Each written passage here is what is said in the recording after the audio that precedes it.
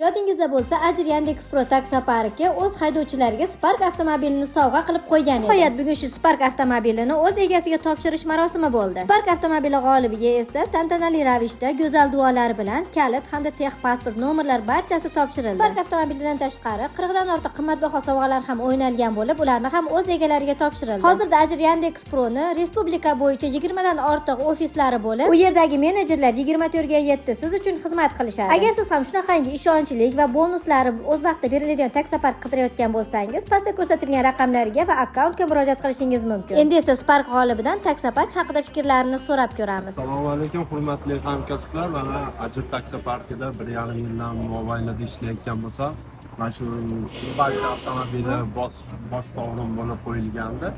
Mana menga nasib qilgan ekan. Men yutdim, haqiqatda hamma yoq qonuniy, halol bo'ldi. Menga topshirildi mana shu mashina.